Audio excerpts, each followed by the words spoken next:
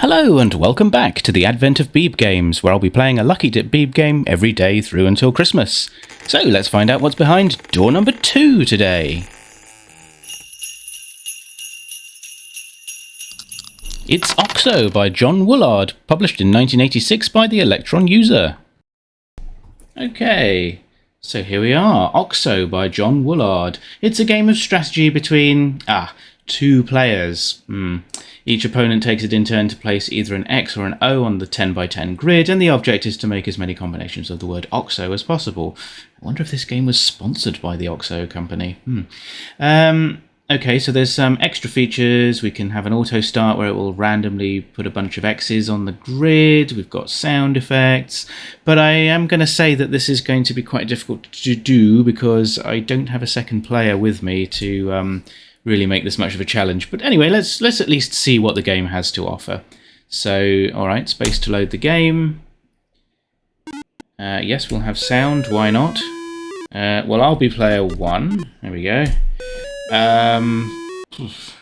Player 2, Bob. There we go. Auto start. Yes, all right. So here's our grid with the coordinates. Colin goes now, I see. So basically I have to put in the coordinate where I want to place either an O or an X. So, all right, A0, and we'll put an O. There we go.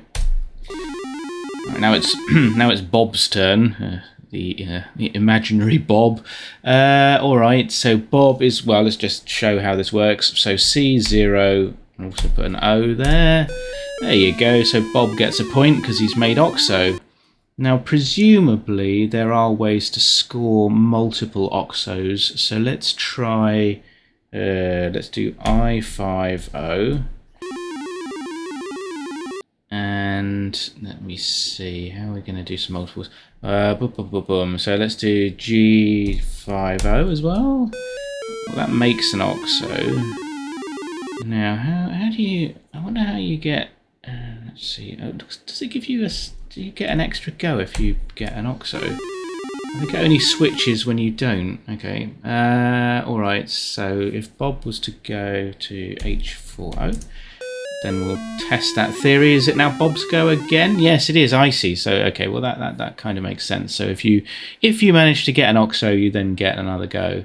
I do feel like there ought to be some sort of clever way of creating multiple OXOs. I'm not really sure how exactly. Well, let's try going somewhere else.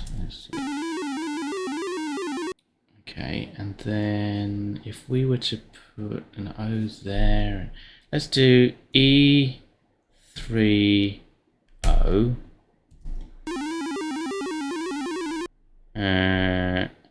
Oh no, that's going to make an O.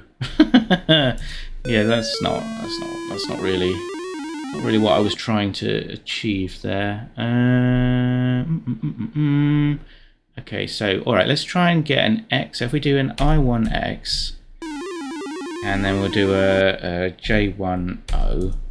Right, now in theory, then if I do H1O, that ought to create multiple OXOs.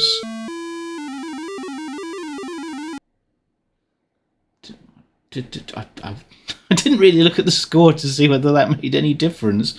Okay, well, you know what? This is probably not very exciting for me, and therefore I'm guessing even less exciting for you. So I'm probably going to just say that's enough of OXO, because if you haven't got a second player, it's probably not that much fun. In fact, I can tell you it really isn't that much fun playing against yourself.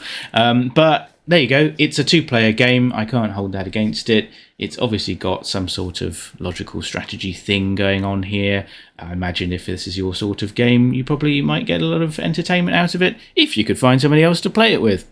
But I can't, so I'm going to call it there and say I hope you enjoyed that episode, and you'll join me tomorrow for door number 3. And until then, goodbye.